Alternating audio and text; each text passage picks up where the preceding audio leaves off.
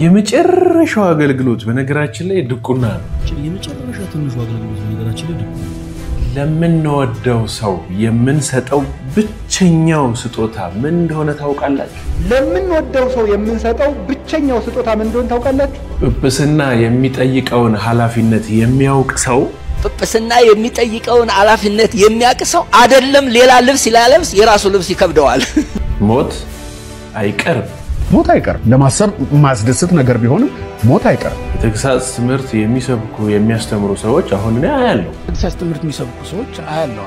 ሲገስጹ መምህራንን ሳይቀር ነው ስም አንስተው ሲዘልፉ ሰማለሁ። ሰላም ለእናንተ ይሁን። ክርስቶስ ተንሥአ እሙታን በዐቢይ ኃይሉ ሥልጣን አሰሮ ለሰይጣን ወገአዞ ለአዳም ሰላም እምይእዜሰ ኮነ ፍስሐ ወሰላም። እንደምን አላችሁ የግዕዝ ሚዲያ ቤተሰቦቼ? እንዴት ሰንብታችሁልኛል? እንደምን አላችሁ? በዛሬው ዕለት ደግሞ በእውነት አንገብጋቢ የሆነ ጉዳይ በሉት በቃ አንገብጋቢ የሆነ ጉዳይ ነው ይዤላችሁ የመጣሁት። ታዲያ እናንተም ባላችሁበት አረፍ ብላችሁ እንድትከታተሉ እኔ ዲያቆን አቤሜሌክ ነኝ ወደ እናንተ እነዚህ መርሃ ግብሮች ይዤ የምመጣ። እናንተ ደግሞ ባላችሁበት ሆናችሁ አረፍ ብላችሁ ይህን መርሃ ግብር የምትከታተሉ። ይሄ ቪዲዮ ወደ እናንተ ለመጀመሪያ ጊዜ ከሆነ የመጣው በቃ ምንም ሳትከራከሩ ወደዚህ ሳትሉ ሰብስክራይብ አድርጉ። ብዙ ነገር አምልጧችኋል። እንግዲህ አድማጭ ተመልካቾቼ ደግሞ ያው የላይክ በተኗን እየነካችሁ አብረን እንቆያለን ማለት ነው። ዛሬ ይዤላችሁ የመጣኋቸው መርሃ ግብሮች በእውነት ሁላችሁንም የሚመለከቱ ይመስለኛልና በተቻላችሁ አቅም ጥቂት ደቂቃ ሰጣችሁኝ ብታዩ ጥሩ ነው። ጥሩዎቹን ቆንጆቹን ከፊት ለፊት አድርጌ ነው የመጣሁላችሁና እንግዲህ ወደ መጀመሪያው ቪዲዮ ይዣችሁ ሄዳለሁ። የመጀመሪያዋ ቪዲዮ ትንሽ ቆንጠጥ አርጋኛለች መሰለኝ። እንደው በቃ ወደ እናንተ ለማድረስ በደንብ ቶሎ እያልኩ ነው። መጀመሪያ እስኪ ፈለገ አትናቴዎስ በቲክቶክ የምናውቀው ሰው ምን አለ? በሱ ዙሪያ ነው ይዤላችሁ የመጣሁት። የመጨረሻ ትንሹ አገልግሎት በነገራችን ላይ ድቁና። አንዳንድ ጊዜ ሰው እንደው ድቁና ሲቀበል ዲያቆን ሲባል ራሳቸውን እንደ ሊቃነ ጳጳሳት የሚቆጥሩ አገልጋዮች አንዳንድ ጊዜ አልፎ ሁሉም ሰው ግን ድቁና ማለት በጣም የመጨረሻ ትንሹ አገልግሎት ነው። የዲያቆን አገልግሎቱ ምን ይመስልሻል? የዲያቆን አገልግሎቱ ካህኑን መራዳት ነው። ካህኑን መራዳት በቤተ መቅደስ አገልግሎት የአዲስ ኪዳኑን መስዋዕት እየሰዋ ህብስቱን እየፈተተ ጽዋውን እየባረከ ካህኑ በሚያገለግልበት ወቅት በቅዳሴው ሰዓት ማለት ነው። ዲያቆኑ ትልቁ ድርሻው ካህኑን መራዳት ብቻ ነው። ጽና ማቀበል፣ ጧፍ መያዝ፣ ዕጣን ማቅረብ፣ ተንሱ ለጸሎት ማለት ከዛው ዲያቆን ሌላ አገልግሎት የለውም። ሌላ ተጨማሪ ደግሞ የዲያቆን አገልግሎት ስብከት ነው። በየለቱ በቅዳሴያችን በቅዳሴው ጸሎት ምስባክ ምንለው ክፍል አለ እና ዲያቆኑ በመስባክ በእለቱ በመጽሐፈ ግዕዝ የተቀመጠውን ክፍል በዜማ አድርጎ ይሰብካል ማለት ነው። ስለዚህ ዲያቆን ሰባኪም ነው፣ ግን ዋና አገልግሎቱ ግን ካህንን መራዳት ነው።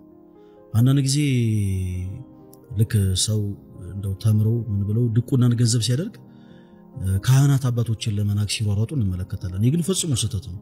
ምክንያቱም ድቁና የተቀበሉት ራሱ ካህናትን ለመራዳት ብቻ ነው። ስለዚህ የዲያቆን አገልግሎቱ አንድ ለሰባኪ ወንጌልነት ነው፣ ሁለት ደግሞ ለካህንን ለመራዳት ነው። ማዕተብ ከሌላት ልጅ ጋር በዚህ ልክ ድቁናን ዝቅ አድርጎ መግለጽ ፈለገ አትናቴዎስ የተሳሳትክ መስሎኛል በእውነት። መቼም ይሄ ቪዲዮ አንተ ጋር ይደርሳል እንደሱ ለማለት ፈልጌ አይደለም ብለህም ደግሞ ማስተባበያ እንደምትሰጠው እርግጠኛ ነኝ። በጣም የመጨረሻ ማዕረግ ድቁና ነው አለ። ግን ለክህነት መጀመሪያም እሱ ነው። እኔ በጣም ነው የገረመኝ በእውነት። ብቻውን ሊያገለግል እንደማይችል ካህኑ ረስተኸው ነው? እርግጠኛ አይደለሁም። ግን ዲያቆን ነህ ይላሉ አይደል? ኩሎሙ ብለህ ታውቅ ይሆን? በሰዓታት ላይ ኩሎሙን የሚለው ማን ነው? ስጋው ደሙን በቅድስቲቱ ቤተልሔም ሆኖ የሚያዘጋጀው ማን ነው? አዎ ድቁና ትክክለኛ ትርጉሙ ዲያቆን የካህኑ ተራዳይ ነው። ረዳት ሆኖ ነው የሚውለው። ግን በጣም ምእመናን አንድ ነገር ልንገራችሁ።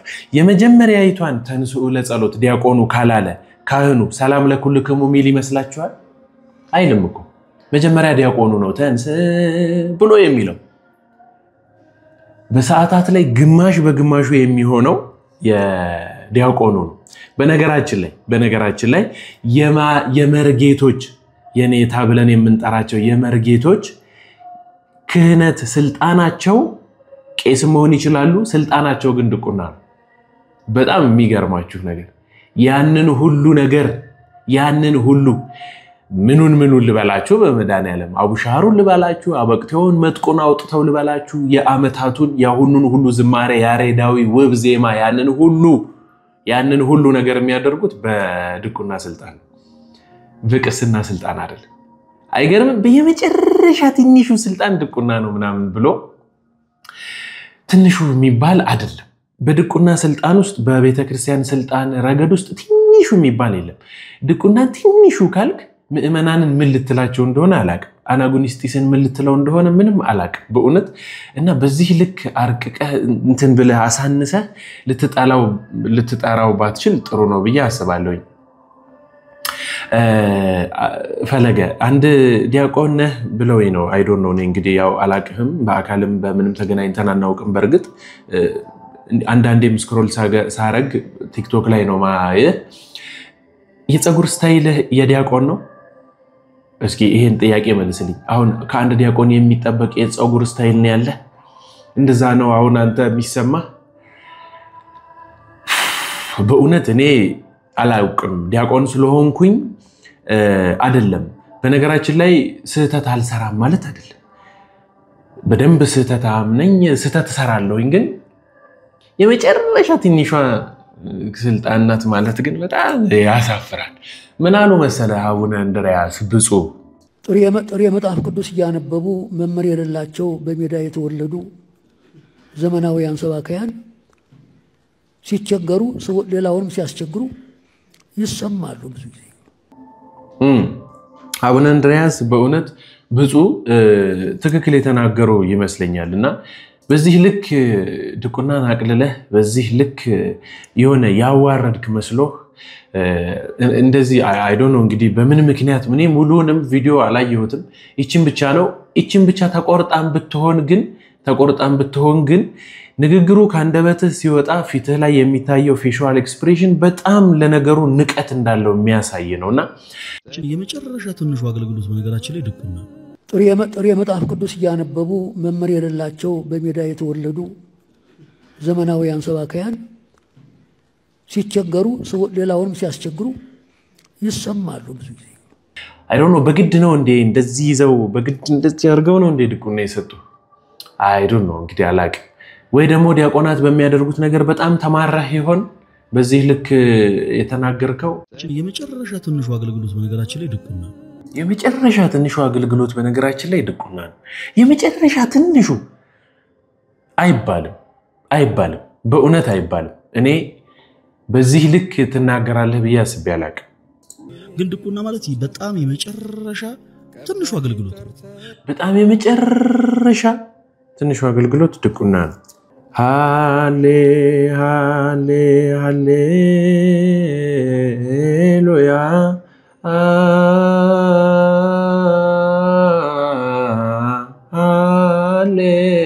ሃሌሉያ አትወትነሳ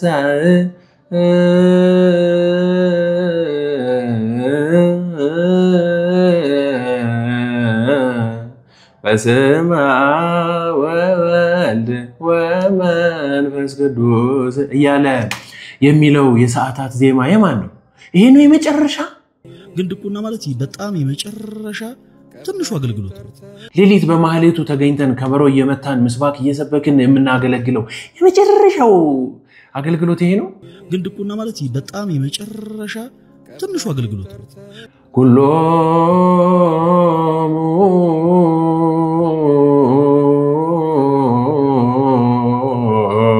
ሰራዊተ መላእክት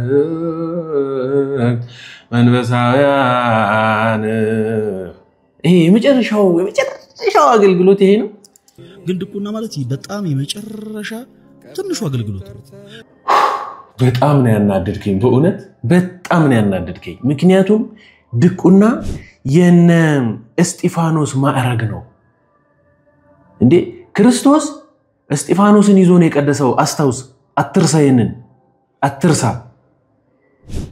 የመጨረሻ ትንሹ አገልግሎት ነው ብለህ እንደዚህ ዝቅ ጭፍልቅ ልታደርገው አይገባም። ግን ድቁና ማለት በጣም የመጨረሻ ትንሹ አገልግሎት ነው። በነገራችን ላይ ዲያቆናዊት ተብላ የምትጠራ በቤተክርስቲያናችን ውስጥ የምትጠራ እድሜዋ 60 የሆነ የወር ልማድ ያቆመች በማዕረግ ደረጃ ምንኩስና የምእመናን ሴት ሆና ያለች ዲያቆናዊት ተብላ የምትጠራ ሴት አለች ኢትዮጵያ ኦርቶዶክስ ተዋሕዶ ቤተክርስቲያን ውስጥ። መቼም ይሄንን አልነግርህም፣ በደንብ እንደምታውቀው አውቃለሁ። የሷን የድቁና የኛ የድቁና ማዕረግ የመጨረሻው ትንሹ ከሆነ የሷ የትኛው? ግን ድቁና ማለት በጣም የመጨረሻ ትንሹ አገልግሎት ነው። የመጨረሻ ነው ያልከው ባይዜ እና ፈለገ አትናቴዎስ፣ ስለዚህ ንግግርህ በእውነት ወተህ ዲያቆናት የኢትዮጵያ ኦርቶዶክስ ተዋሕዶ ቤተክርስቲያን ዲያቆናትን በሙሉ ይቅርታ ልትጠይቅ ይገባል ባይ ነኝ። ምክንያቱም በዚህ ልክ ክህነቱን ስልጣኑን ማዕረጉን በዚህ ልክ ልታወርደው አይገባም። በዚህ ልክ ዝቅ አድርገህ እንደዚህ ልትናገረው አይገባም። ያው ካልፈለከው እኮ መተው ነው። ከዚህ ቪዲዮ ስር የተጻፉትን ኮሜንቶች ብታያቸው በእውነት እኔ ሰቅጥጦኝ ነው አሁን ለእናንተ ማቅረብ በጣም ስለሚከብድ ነው እንጂ አምጥቼ ባሳያችሁ ደስ ባለኝ ነበር። ግን እሱን እንኳን አይተህ በተቻለ አቅም እንደው ይቅርታ ብትጠይቅ መልካም ነው ባይ ነኝና ይቅርታ መጠየቅ ይኖርብሃል። ሞቴ ደርሶ ብትጠራ በሰርክ ጉባኤ እንደ ቸርነትህን እንዳትነፍኩኝ በሰማችሁ ጊዜ በሰርክ ጉባኤ ለሁሉም የማስተላልፈው መልእክቴ ይሄ ነው። ሌላ የህይወት ታሪክ የሚባል ነገር የለም። ለቤተሰብም ነገር ላይ ነው ይሄ። ሊቀ መዘምራን ኪነ ጥበብ ወልደ ቂርቆስ ሊቀ መዘምራን በጣም እንዴት ልበላ በምን አንደበት ልግለጽላችሁ? እንግዲህ እኚህን ሰው በእውነት የሚገርሙ እኮ ይውላችሁ ምን እያሉ እንደሆነ። እንደው እባካችሁን በሞት ተጠርቼ የሄድኩኝ ጊዜ እንደ ቸርነቴ የሚለውን ዝማሬን በሰርግ ማስታኮት ላይ ወይም ሰርግ ጸሎት ላይ እንደው ከመዘመር አታስታጉሉት እባካችሁን። መቼም እኔ ታሪክ የለኝም። እግዚኦ ወላዲተ አምላክ። እኛስ በዚህ እድሜያችን ምን እንበል? በእውነት በጣም ነው የገረመኝና ኪነ ጥበብ ወልደ ቂርቆስ እንደ ቸርነት አቤቱ ማረኒ። ታስታውሱታላችሁ አይደል? ይህንን ዝማሬ ወደ ጸሎት ተቀይሮላቸው ሁል ጊዜ በጸሎት ሰዓት የሚቀርብ ነው። እንደ ቸርነት በእውነት በጣም ነው በቃ ደስ የሚለውና እንግዲህ አላውቅም መልእክታቸውን አስተላልፈዋል። አባ ገብረ ኪዳን ምን አሉን መሰላችሁ? በዚህ ምድር ላይ በጣም ለምትወዱት ሰው የመጨረሻ እናንተ ራሱ እስኪ ቆይ በጣም ነው መወደው በጣም ነው ይሄን ሰው ማከብረው ምናምን ብላችሁ ለምታስቡት ሰው ምን ይሆን የምትሰጡት? ምንድነው የምትሰጡት? እስኪ ምንድነው የምንሰጠው? በጣም ለምንወደው ሰው በቃ ያ የምንወደውን ሰው ስጦታ መስጠት ፈልገናልና ምን ይሆን የምንሰጠው? እስኪ አስቡት። እንግዲህ ሁላችሁም በልቦናችሁ ውስጥ የመጣ ነገር አለ አይደለ? እስኪ አባ ገብረ ኪዳን ደግሞ ምን እንዳሉን እንስማ። ለምንወደው ሰው የምንሰጠው ብቸኛው ስጦታ ምን እንደሆነ ታውቃላችሁ? ምንድነው? ጊዜ ነው። ጌታችን ኢየሱስ ክርስቶስ ለሚወዳቸው ሰዎች ጊዜ በመስጠት ነበር ፍቅሩን የሚገልጥላቸው። ምቹ ጊዜ ለብቻቸው ይሰጣቸው ነበር። ለቤተሰብ ጊዜ ሊኖር ሰው ባል ለሚስቱ ጊዜ ሊኖር ይገባል። ሚስት ለባል ጊዜ ሊኖር ይገባል። ለልጆች ጊዜ ሊኖራቸው ይገባል። ጊዜ እዚያ ውስጥ ጊዜ ከሌላችሁ እንደ ነፍሰ ገዳይ ናችሁ። ለቤተሰብ ጊዜ የሌለው ሰው፣ ለእናቱ ጊዜ የሌለው፣ ለአባቱ ጊዜ የሌለው፣ ለዘመዶቹ ጊዜ የሌለው አሁን ጊዜ የለም። ለማንም ጊዜ አይሰጥም ሰው። ውላችሁም ገብታችሁ እንደ ዝንጀሮ ስልካችሁን ይዛችሁ ቁጭ ነው። ዝንጀሮ ነው ይሄ። በቆሎ ይዝና አንዳንድ በቆሎ ይዞ ያምጉችላል። በቃ ግጦ ሲጨርስ በቃ እንደዚህ ነው። ጊዜ ክርስቶስ እንዴት ለቤተሰቦቹ ጊዜ እንደሚሰጥ ተመልከቱት። የማቴዎስ ወንጌል ምዕራፍ 13 ላይ ህዝቡን ሁሉ አብልቶ ሸኘ። አብልቶ ከሸኘ በኋላ የራሱ ቤተሰቦች ደግሞ አሉት። እነማን ናቸው? ሐዋርያት። እነሱን ከሸኘ በኋላ ቤት ገብቶ ደግሞ ለነሱ ጊዜ ሰጣቸው። በል ተርጉምልን የቅድሙን አሉት። ተረጉምላቸው። ዘሩ እንዲህ ነው፣ በመንገድ ላይ የወደቀው እንደዚህ ነው ቶሎ የደረቀው ዘር ይሄ ነው ፈጥነው የሚሰሙ ናቸው ይሄ በመንገድ ላይ የወደቀው ዘርና ወፍ የለቀመው ደግሞ ቃል እግዚአብሔር እየሰማ ወዲያው የሚረሳው ነው ይሄ ወዲያው በቅሎ ወዲያው ደግሞ የደረቀው ይሄ ወዲያው ሰምቶ በስሜት የሚጠፋው ነው በቅሎ እሾህ ያሰረው ደግሞ እሾህ አንቆ ያስቀረው ዘር ደግሞ ሰምቶ ጽድቅ ሰራለው ስል የሀብት ፍቅርና የዓለም ፍቅር ያሰረው ሰው ነው በመልካም ዘር ላይ መሬት ላይ የወደቀው ደግሞ ይሄ በመልካም ልብ ላይ የወደቀው ቃል እግዚአብሔር ነው አለና ለቤተሰቦቹ ጊዜ ሰጣቸው ክርስቶስ ለ5000 ህዝብም ጊዜ ሰጠ ለቤተሰቦቹም ጊዜ ሰጠ ስራ ይበዛብኛል ስብሰባውዬ ነው የሚባል ያ ይሰራል ክርስቶስም ስብሰባው ውሎ ለቤተሰቦቹ ጊዜ ይሰጥ ነበር ብቻቸውን ማውራት ለሚፈልጉ ጊዜ ይሰጣቸው ነበር እስኪ ጊዜ ስጡኝ ሁሉ ጊዜ ወደ እናንተ መርሃ ግብር ይዤ መጣና ወደ እናንተ አቀብላችኋለሁ አይደለ እሺ ተመልካቾቼ ወደ ኋላ ሄዱና ከዚህ ቪዲዮ ወደ ኋላ ያሉትን እዩዋቸው እስኪ ምን ያህል እንደታዩ እዩ 1000 2000 1000 2000 ምናምን ጊዜ ስለማትሰጡኝ ነገር ግን ሰብስክራይብ ያደረጋችሁ ሰዎች ምን ያህል ናችሁ ወደ 79000 የምትሆኑ ሰዎች ሰብስክራይብ አድርጋችኋል ግን ጊዜ አሰጡ ጊዜ ስጡ እሺ ለቤተ ክርስቲያን ጊዜ ስጡ ለንስሐ አባታችሁ ጊዜ ስጡ ለቤተሰባችሁ ጊዜ ስጡ ለጮኛችሁ ለባለ ተዳሮችም ለሚስቶቻችሁ ሚስቶችም ለባሎቻችሁ ጊዜ ስጡ ጊዜ ለሚሰጥበት ነገር ጊዜ ሰጣችሁ መውደዳችሁን ልካችሁን ለዛ ነገር ያላችሁን መጠን አሳዩ በምን ጊዜ በመስጠት በገብረ ኪዳንን በእውነት እጅግ በጣም አድርገን እናመሰግናለን ምክንያቱም ለምን መሰላችሁ ሞት አይቀር በቃ ጊዜ ሳንሰጥ እንቀርና እንሞታለን ለንስሐ ጊዜ ሳንሰጥ እንሞታለን ለጓደኛችን ለቤተሰቦቻችን ጊዜ ሳንሰጥ እንሞታለን ጊዜ ሳንሰጥ ለእናት አባቶቻችን ይሞቱብናል ያኔ ጸጸቱኛ ነው ድብና አርጎ ይበላናል በስንቱ ድራማ ያው ሁሉ ጊዜው እናንተ የምትከታተሉት ነው ብቻ ይቺ ንግግር ከዚህ ጋር ስለተገናኘችልኝ ነው ይዤላችሁ የመጣሁትና ስሙት እስኪ ሞት አይቀርም ለማሰብ ማስደስት ነገር ቢሆንም ሞት አይቀርም እማናውቀው መቼና እንዴት የሚለውን ያለን ዛሬ ብቻ ዛሬ አንዳንዴ ስንኖር የምንሞት አይመስለንም እንዲህ አድርጌ ዛሄጄ ምናምን እያለን እናቀዳለን ማቀዱ እኮ ችግር የለው ግን መኖር ያለብን ዛሬ ብቻ እንዳለን እያሰብን ነው ነገ በእኛ እጅ አይደለችማ እስካሁን ያደረኳቸው ነገሮች የግድ ሞት የመጣ ሲመስለኝ አልነበረም ማድረግ የነበረብኝ ዛሬም ማድረግ ያለብንን ነገር ሁሉ ቅድሚያ መስጠት ያለብንን ነገር ሁሉ ቅድሚያ ሰጥተን ከሁሉም ሰው ጋር በፍቅር ኖረን ነው ማለፍ ያለብን ከፍቅር የሚበልጥ በዚች ምድር ላይ ምን አለ ምንም በስንቱ አለማየሁን በጣም በእውነት የምወደው አርቲስት ነው አድናቂውም ነኝ ጎበዝም ነው እና ቆንጆ መልእክት አይመስላችሁም ይሄ መልእክት ያው አንዳንድ ጊዜ የምንጠቀመው ብልጥ ከስህተቱ ይማራል ይባላል አይደል ለላችሁ የፈለኩት ዓለማዊ የሆነ ነገር ስለሆነ ድራማው ግን ደግሞ እኛ የምንፈልገውን ነገር ያው እንደ መዝናኛም ስለምንጠቀመው ለማለት ነው የምንፈልገውን ነገር እየነቀስን እንወስዳለን አይደል ስለዚህ በደንብ ሊያስተምረን ነው አይታችሁታል ፈገግታውን ደስታውን ይሄ ማለት ጊዜ ከቤተሰቡ ጋር ስለሰጠና ስላየ ማለት ነውና ጊዜ መስጠት በጣም ቆንጆ ነው ስለዚህ አባ ገብረ ኪዳንን ቃለ ሕይወት ያሰማልን ለማለት ወዳለሁኝ አንዳንድ ጳጳሳት በዚህ ጊዜ የለበሱትን ልብሰ ተክህኗቸውን እንዲሁም ስልጣኑን ምን ያህል እንደሆነ ስላልተረዱት ብቻ መጠኑና ልኩ ምን ያህል ነው ብለው ስላልገባቸው በዚህ ልክ ሲያቃልሉት እናያለን አቡነ ጴጥሮስ ብፁዕ በዚህ ዙሪያ የተናገሯት ጥቂት ነገር አለች እንደው ለብዙሃኑ ከደረሰ በቲክቶክም እየተቆራረጠ ስለሚደርስ እንደው ለአባቶቼ ከደረሰ በሚል ነው ወደናንተ ይዤላችሁ የመጣሁት ብፁዕ አቡነ ጴጥሮስ የተናገሩትን እንስማ ጵጵስና የሚጠይቀውን ኃላፊነት የሚያቅሰው አይደለም ሌላ ልብስ ይላለብስ የራሱ ልብስ ይከብደዋል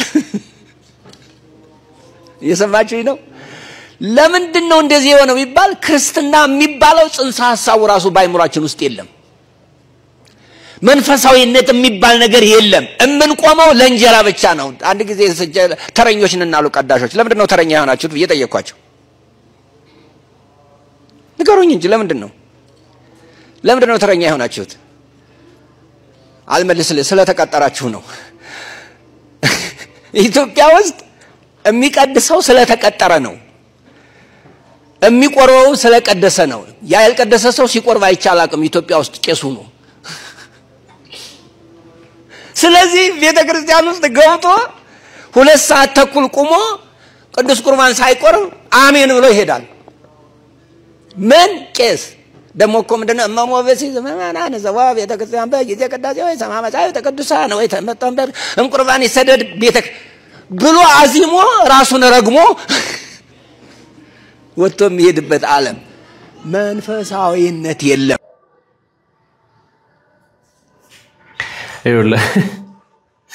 ይኸውላችሁ ፈለገ አትናቴዎስ ትዛኔ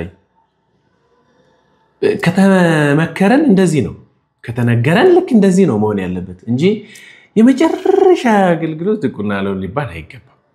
ከተነገረ ልክ እንዲህ ነው፣ እንደ ብፁዕነታቸው ነው መናገር አይደል? ለሁላችን ንግር በቃ። እኔ ይሄን ነገር ብዙ ጊዜ ብቻዬን የሚሰማኝ ይመስለኝ ነበር። ቅጥረኛ ከሆኑ ካህናት ውጪ ያሉ ካህናት ሲቆርቡ ያሉ በእውነት አያለሁ። አይ እቺንም አንወሻሽ አያለሁ።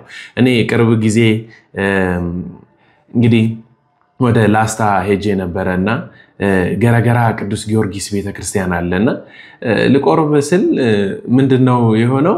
አይ ውስጥ ነው የሚቆረበው ውጪ ካህን ሆኖ ውጪ አይቆርብም ብለው እንደቆረብኩኝ አስታውሳለሁና ምን ልላችሁ ነው እንዴ? ለምን ምን ነው ምናምን አይነት ነገር ጭራሽ ሊሉኝ ሁሉ ይቃጣቸዋል። ምክንያቱም ካህን በቃ ሲቀድስ ብቻ ነው የሚቆርበው፣ ስለሚቀድስ ይቆርባል ሁሉ ጊዜም ነው አያይዘው። እና ግን እኔ ባለሁበት ደብር በእውነት ለበዓል በተለይ ደግሞ ለበዓል ለትንሳኤ ለተለያዩ እንደዚህ ለልደት ምናምን በዓላት ቤተ መቅደስ ውስጥ አስቀድሰው ካህናት ሲቆርቡ አይቻውቃለሁ። በርግጥ ግን በጣም ብዙ ስለቀደሰ ነው እንጂ የሚቆርበው ለስጋው ደሙ ተዘጋጅቶ ራሱን ይዞ መጥቶ የሚቆርብ ካህን የለም። እና ከተነገረን አይቀር ልክ ልካችንን ከተነገረን አይቀር እንደዚህ ነው እንደ ብፁዕነታቸው በቃ ንግር እውነቷን ፍርጥ ነው እንጂ እንደዚህ ነው እንጂ በእውነት እድሜና ጸጋ ይስጥልን። እንግዲህ በአጋጣሚ መተው ሀገራችን ውስጥ ነው ያሉት በዚሁ ቀርተው የስልጣን ሽግግር ሳያገኛቸው ሃይማኖታችንን ቢያስቀጥሉልን መልካም ነው ብዬ አስባለሁኝ። አንዳንድ ጊዜ ሀብታሞች እንቅልፍ የላቸውም ይባላል አይደል? እንደውም አንድ ሀብታም አንድ ደሃን በሰፈሩ ያየውና ሁሉ ጊዜ ተኝቶ ሲያድር ያዋል። እንዴ ምን ሆነ ነው ቆይ እንደዚህ ተኝተ የምታድረው? በቃ ሰላም ነው ሰላም ስላለኝ ምንም ስለሌለኝ ይሏል። ከዛ ይችን ብር በማሰሯ ያደርግና ይችን ብር አስቀምጥልኝ ብሎት ይሰጣዋል። ራስጌው አድርጎ እንድቹ ሲገላበጥ መብራት ሳያጠፋ ያድራልና በበነገታው ጠዋት አምጥቶ ለሀብታሙ መለሰለት ይባላል። እና ሀብታሞች እንዴት እንደማይተኙ ድሃዎች ግን እንዴት ሊተኙ እንደሚችሉ የተላከልኝን ቪዲዮ ሳየው በቃ ለእናንተ ቀጥታ ማምጣት እንዳለብኝ ነው እየተሰማኝ። ይሄን ቪዲዮ ይዩልኝ። አቤት ሰላም ሰላም ሰላም ደስ ሲል አያችሁት? ልጅ ደስ አይሉ ሰራ ጣረ ረፍተ ሲያረጊውት ምንም የለበት። አየ እውነተኛ ሰላም ደስ የሚል እንቅልፍ። ስንቶቻችንን በውድ አልጋ ላይ የተኛን እንቅልፍ ምናጣ። ይሄ ልጅ ግን እጅግ በሚገርማችሁ ሁኔታ እዚህ ቦታ ላይ እንዲህ ተመቻችቶ ተኝቷል። አቦ ይመች፣ ሰላም ይብዛ። ጧ ብሏል። በእውነት በጣም ነው ደስ ያለኝ እኔ ራሱ ሳየው። ለመሰላችሁ አይገርም? በቃ ሰራ ሃይላንድ ነው የሚሸቅለው። በቃ ሃይላንዱን ዞር ብሎ ሞላ አደረገ በሁለት ማዳበሪያ። አንዱን ራስጌ አንዱን ግርጌ ላይ ያደረገ ደክሞታላ። ጧ ምን አለበት? ሰላሙ ደስ አይልም? ይሄንን ሰላም እንድታገኙ ካዝናችሁን ያጨናነቃችሁ ሰዎች በዚህ ልክ ሰላም እስኪነሳችሁ ድረስ ጢም ያለባችሁ ሰዎች ሀብታሞች በእርግጠኝነት ይሄን ቪዲዮ የምታዩ ሰዎች ብዙ ገንዘብ ያላችሁ ሰዎች አላችሁ። ቆይ ትንሽዬ ሰላም ልስጣችሁ። ጥቂት ብቻ አቡነ ገብረ መንፈስ ቅዱስን ተወዷቸዋላችሁ። በመልጃቸው ታምናላችሁ፣ በፈጥኖ ደራሽነታቸው ታምናላችሁ፣ በማላጅነታቸው ታምናላችሁ። የኢትዮጵያን ሕዝብ ማርልኝ ብለው 100 ዓመት እንደዚህ ተዘቅዝቀው ወደ ክርስቶስ እንደለመኑ እንደጸለዩስ ታውቃላችሁ። 30 ዓመትስ እንዲሁ እንደተሰቃዩ ታውቃላችሁ። በእረፍታቸውስ ጊዜ ምድረ ከብድ ምድሪቱ ከበደኝ ስትል ክርስቶስ እስከነናቱ መጥቶ ነፍሳቸውን ይዞ ሲሄድ ይሄንን ተአምር ታውቃላችሁ? የደራውሬ አቡነ ገብረ መንፈስ ቅዱስ ገዳም ትልቅ ቤተክርስቲያን ነው። በ14ኛው መቶ ክፍለ ዘመን ተገድሞ የነበረ ታላላቅ መነኮሳቶች የነበሩበት ስፍራው ከግራር እንጨት ላይ ጸበል ይፈልቅበት የነበረ የ12ቱ ሐዋርያት ገድላቸው እዛ ብቻ በብራና ያለ በዛ ብራና ተዳሶ ያልተፈወሰ ለምጽ ያድ ብራና ተደግሞ በተጠመቁት ጸበልና በጠጡት ጸበል ደዌያቸው ያልተፈታ ማህፀናቸው ያረጠበ ሰዎች ይሉ በእውነት ነው እኮ ምላችሁ ዛሬ እኮ ነው ዛሬ ባህር ዳር ደርሰን ከአዴት የደራውሬ አቡነ ገብረ መንፈስ ቅዱስ ቤተክርስቲያን ገዳም ውስጥ አለ ይሄ ዛሬ ነው መነግራችሁ እሺ እቺን ቪዲዮ ይኸውልኝ ሰላም ጤና ፍቅርንና በረከትን ይስጥልን ውድ የተከበራችሁና የተወደዳችሁ የክርስቶስ ቤተሰቦች እንዲሁም የግዕዝ ሚዲያ ቤተሰቦች እንዴት ሰንብታችኋል እግዚአብሔር የተመሰገነ ይሁን እጅግ በጣም ሰላም ነን በሰላም ካለንበት ስፍራ ተነስተን ይሄው በባህር ዳር አዴት ሐዋርያ አቡነ ገብረ መንፈስ ቅዱስ ገዳም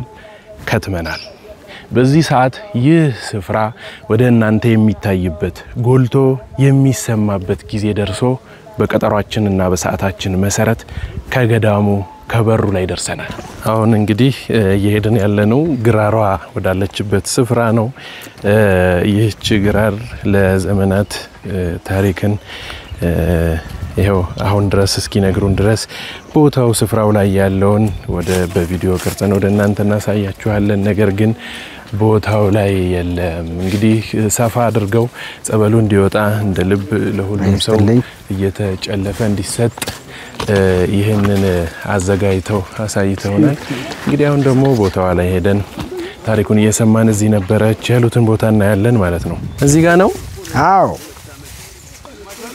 ግራሩ የነበረ ከዚህ ቦታ ላይ ነው ይሄው ቅርፍቱ ሁለት ቅርፍቱ ከዚህ ያወጣ ነው ቅርፍት ነው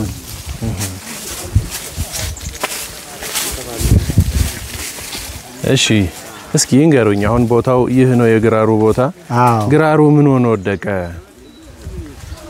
ግራሩ ያው እንግዲህ አባቶቻችን እንደሚነግሩን ያው ጸበል ነበረው ከመንታው ላይ ከግራሩ መንታ ላይ ጸበል ነበረ ያ ጸበል ያው በቀለም እየተቀዳ ያው ለጸበልተኛ ይሰጥ ነበር ብለው አባቶች ያስረዱናል ከዚያ እንግዲህ ቆይም አባስልሽ ቆይም አዝም አባቶች እንደዚያ ያስረዱናል አሁንም ያንን ጠበበ ብሎ የሆነ ሰው ያችን በመሮ ሲቆረቁራት ደረቀች ውሃው ደረቀ ነው የሚባለው ይሄንን የሚያውቁ ሰዎች አሉ እሺ እስኪ እንገሩኝ ይሄን ስፍራ ያውቁት ነበር እኔ አዎ አይተውታል ባይኖት እዚህ ጋር አዎ ደርሻለሁ ሰዎች ይድኑበት ነበር የሚያውቁትን ነገር እንገሩኝ እስኪ ስለ ጸበሉ ፈውስ ሰዎች እየዳኑ ነው የሚሄዱ እየዳኑ አይደል የሚሄዱ ነበር ጠንካራ አባት ቄስ ነበሩ እሳቸው እንትን ሲሏቸው ያው በመጽሐፉም በዚህ በጸበሉ የተቀዳ እየዳኑ ሲሄዱ ደርሻለሁ አይቻልም የቆመበት ምክንያት ተብሎ የተያዘው በመሮ መቆርቆሩ ነው ከዛ በኋላ ነው የቆመው አዎ ነክተውት እንደዛ ያው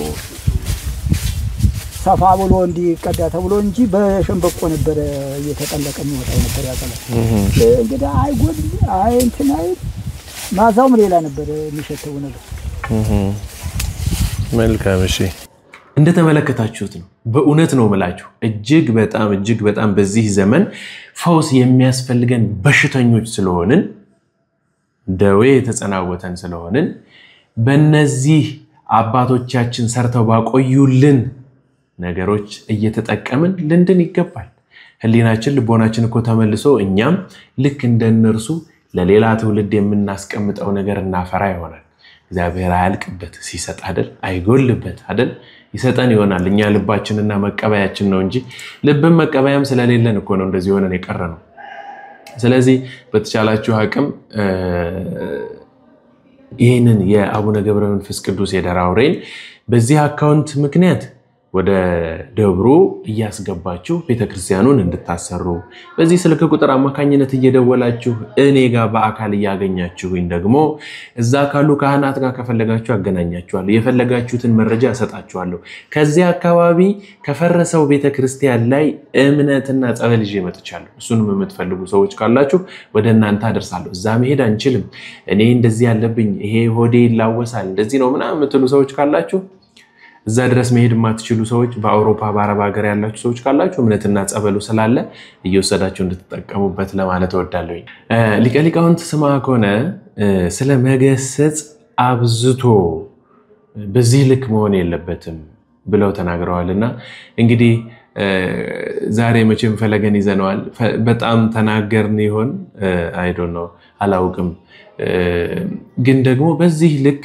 መገሰጽ እንደማያስፈልግ እስኪ ሊቀ ሊቃውንት ብለዋል ብዙ አንዳንድ መምህራኖች ይቅርታ ለብዙ አንዳንድ መምህራኖች ግሰጻ ላይ ብቻ ይሰራሉ አይደለ ብዙ ጊዜ ከነሱ ምን ሰማው ሲገስጹ ነው ግን አግባብ እንዳልሆነ ነው ሊቀ ሊቃውንቱ የተናገሩት መልእክታቸውን እንስማ ተግሳጽ ትምህርት የሚሰብኩ ሰዎች አያለው አሁን ሲገስጹ መምህራንን ሳይቀር ነው ስም አንስተው ሲዘልፉ ሰማለሁ የተግሳጽ ትምህርት አያስፈልግም ብለው ከሚያመጡት ውስጥ አይደለም የተግሳጽ ትምህርት ብቻ መስጠትና የተግሳጽ ትምህርት ማብዛት ግን ልክ አይደለም ምክንያቱም ክርስቶስም እንደዚህ አልሰበከም ማቴዎስ 23ን የሰበከበት አንድ ቀን ትምህርት ነው ከዛ ውጭ ያለውን ስታዩ ግን የተግሳጽ ትምህርት በጣም ጥቂት ነው ከዛ ይልቅ ከተግሳጽ ይልቅ ትምህርት ምክር ሰውን ያሳዝናል ትምህርት እኮ ልዩ ልዩ ነው ሜዳን አለው ተግሳጽ አለው እና እንዲህ አይነት ነገሮች ስላሉት መጠቀም ያለብን መጥቀም የሚችለውን ቃል ነው መጠቀም ያለብን እንጂ እንደዛ ባይሆን እንደኔ እይታዬ መተራረም አለብን እውነት ነው ግን መተራረም ያለብን በሚዲያ ነው ብዬ በፍጹም አላምንም እኔ መበላውን መብል ወይም እኔ ቤቴ ውስጥ የምኖረው ኑሮ አውጥተ ሚዲያ ላይ ስለተናገርክ እኔንም ቤተክርስቲያኑንም አትጠቅም እኔም ተበሳጭቼ እንደገና ያንተን ለማውጣት ነው እንጂ መሞክረው ንስሐ አልገባም በዚያ መንገድ ንስሐ አልገባም ለምሳሌ ጴጥሮስን እንይ አሁን ጴጥሮስ ካድ አይደል ሲክድ ምንድነው የተደረገው ጌታ ዘወር ብሎ አየው ነው የሚለው ሌላ ምንም ያለው ግን ምን አለ ጴጥሮስ ወተዘከረ ጴጥሮስ ቃሉ ለእግዚእ ኢየሱስ አይደለም ይለው ጴጥሮስ የጌታን ቃል አሰበ ወደው ትዝ አለው ይላል እኔ ኃጢአቴ ትዝ እንዲለኝ አይደለም ወይ አንድ አራሚ መትጋት ያለበት ኃጢአቴ ትዝ እንዲለኝ እኮ እንደዛ አይደለም መንገር ያለበት እንደውም የበለጠ በቀል ነው ትዝ የሚለኝ ከዛ በኋላ እና በዚያ መልኩ እንትንላለሁ እኔ እስከ ዛሬ ድረስ ለሚሰድቡኝም ተቃውሞ መልስ ለሚጽፉ ሰዎች ምላሽ ሰጥቼ አላውቅም ለምን በሚዲያ ማንንም እንዲያስተካክለኝም አልፈልግም በሚዲያ ማስተካከልም አልፈልግም አዎ ትክክል የተናገሩት ብዙ ገመናዎች የቤተክርስቲያን ምስጢራት የሆኑ ነገሮች ሳይቀሩ እንኳን በሚዲያ እየተላለፉ ሰሞኑን አይተናል አይደል እግዚኦ ሚሉትኛ ካህን እንኳን በሚዲያ ነው ይሄን ነገር ያወጡት ትክክል አይደለም ነው መተራረምም ሲኖርብን በሚዲያ ወተን ባይሆን መልካም ነው ለማለት ነው እንግዲህ ሊቀ ሊቃውንቱን ያስተማሩንን የመከሩንን የገሰጹንን በሙሉ ቃለ ሕይወት ያሰማን እኛም ባለንበት ስፍራ አረፍ ብለን የሰማን ቃሉን በልቦናችን ውስጥ አውሎ ያሳድር ለፍሬና ለማዕረግ የበቃን ያድርገን አሜን ማለት ከናንተ ይቀራል እሺ መልካም ተዘጋጅተው የቀረቡላችሁ ቪዲዮዎች እነዚህን ይመስሉ ነበር ሰብስክራይብ አድርጋችሁ አዳዲስ የሆናችሁ ሰዎች እንዳያችሁ ተስፋ አደርጋለሁ የአድማጭ ተመልካቾችም ደግሞ እንዲሁ ላይክ አድርጋችሁ እንደምታዩ ባለሙሉ ተስፋ ነኝ ዛሬ ቢያንስ 500 ላይክ ታስገቡኛላችሁ ብዬ አስባለሁ እነዚህን ይመስሉ ነበር የዛሬዎቹ መርሃ ግብሮቼ በሌላ መርሃ ግብር ተገናኝተን ዳግም እስከምንማማር ድረስ ቸር እግዚአብሔር አምላካችን ሀገራችን ኢትዮጵያን ሃይማኖታችን ኦርቶዶክስ ተዋሕዶ ቤተክርስቲያንን ዳሯን በእሳት ማሏን ገነት አድርጎ ቅፍ ድግፍ አድርጎ ይጠብቅልን ወስብሐት ለእግዚአብሔር ሰላም ቆዩኝ ቻው